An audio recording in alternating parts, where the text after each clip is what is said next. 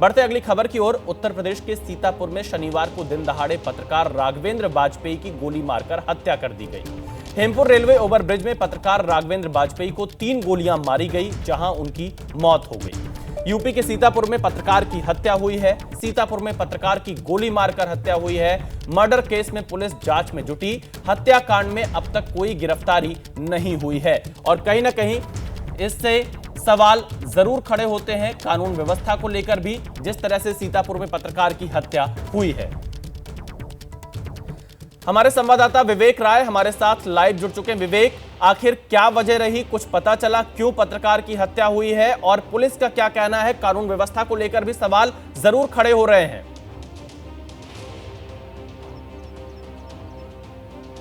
बिल्कुल, आपको बता दें कि जिस तरीके से राघवेंद्र बाजपेयी की जो हत्या हुई उसके पीछे परिजनों का ये कहना है कि उन्होंने कुछ दिनों पहले कुछ माफियाओं के खिलाफ, कुछ जो सरकारी माफिया हैं जो सिंडिकेट चला करके अपनी जो चीज़ें हैं मनमानी कर रहे हैं, उनके खिलाफ कुछ खबरें प्रकाशित की थी, जिसका कहीं ना कहीं विरोध था। परिवार का ये भी कहना है कि वो कल उनको एक फ़ोन कॉल आई, उस फ़ोन कॉल के बाद वो घर से निकले और इसके बाद जिस फ्लाईओवर पर उनकी मौत हुई है वहाँ पर उनकी बाइक खड़ी थी और उसके बाद वो थोड़ी दूर पर वहाँ पर गिरे हुए थे। शुरुआती तौर पर 3 गोली चलने की बात निकल के सामने आई थी, पर अभी ये कहा जा रहा है कि कुल 4 गोलियां उनको लगी हैं। मैं इस वक्त उनके आवास पर ही मौजूद हूं। एक बार तस्वीरें यहाँ की देखिए। उनके जो तमाम जो परिजन हैं रोते बिलखते आपको दिखाई देंगे। अंतिम यात्रा के पहले लोग यहाँ पर इकट्ठा हुए हैं अंतिम दर्शन के लिए, लेकिन परिजनों में जो कहीं ना कहीं आक्रोश है, क्योंकि उनका ये कहना है कि जब तक गिरफ्तारी नहीं होगी तब तक वो अंतिम यात्रा नहीं शुरू करेंगे। तमाम जो लोग हैं उनसे बातचीत भी करेंगे। आपके कौन लगते थे वो? हमारे भाई थे। जी जी जी। ये किसी का फ़ोन आया फिर निकले, क्या हुआ? ये खबर को लेकर ही था, जो भ्रष्टाचार उजागर कर रहे थे, उसमें बड़े बड़े नाम सामने आ रहे थे। शासन से भी जांच बैठ गई थी। उसके बाद जिस तरीके से दिन दहाड़े निर्मम तरीके से हमारे भाई की 4 गोली मार के हत्या कर दी गई है। अब शासन के नाम आ रहे थे सामने, कौन लोग थे? वही अब इतना हम नहीं बता सकते हैं। अभी जो कुछ होता अपडेट मिलेगा हम आपको देंगे। लेकिन वो जो सिंडिकेट एक चल रहा था, एक गिरोह करके वही ज़मीन का काम कर रहे थे, वही खाद्यान्न का काम लोग कर रहे थे, प्रशासनिक लोग मिलके उनके द्वारा धमकियां भी दी जा रही थी। धमकियां इसके पहले भी मिली? हाँ, धमकियां भी दी जा रही थी। 1-2 बार दी गई हैं धमकियां।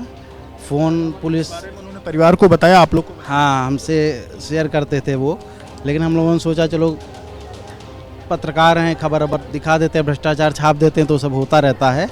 लेकिन ये हम लोगों को आशंका नहीं थी कि इस तरीके से निर्मम हत्या दिन दहाड़े कर दी जाएगी। पुलिस क्या कह रही है? अब ये तो जिसकी अब वो हमारे बीच नहीं है, आप लोग जो न्याय की मांग कर रहे हैं, पुलिस जांच करने की बात कह रही है। अभी तक कोई विवेक, सॉलिड रिजल्ट नहीं आया है हम लोगों के सामने कि किसी प्रकार की धमकी मिल रही हो या किसी प्रकार की आशंका इन्हें रही हो परिवार को। दोषियों की गिरफ्तारी की जाए, ऐसी सजा दी जाए कि एक नज़ीर बन जाए पूरे प्रदेश में। उनको धमकियां मिल रही थी तो क्या पुलिस को कोई शिकायत तब आप लोग की तरफ से दी? नहीं, ऐसी वो धमकियां नहीं थी। वो लोग प्लान बना रहे थे, सब चीज़ें थी, वो इस तरीके का नहीं था। नहीं तो पुलिस का सहारा लिया जाता। आप? हम भाई हैं, छोटे भाई हैं उनके। जी।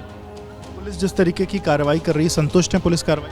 पुलिस कार्रवाई कर रही है, बता रही है, लगातार कार्रवाई कर रही है। कोई नतीजा अभी हमारे सामने विशेष आया नहीं है। बाकी पुलिस से हमें कोई दिक्कत नहीं है, हम कोऑपरेट कर रहे हैं, बराबर कर रहे हैं। हमें रिजल्ट चाहिए। हम क्रियाक्रम तभी करेंगे जब हमको गिरफ्तारी मिल जाएगी।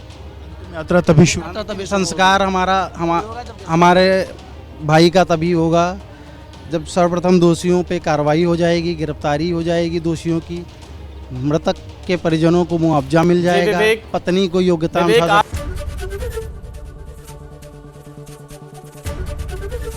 एबीपी गंगा, खबर आपकी, जुबान आपकी।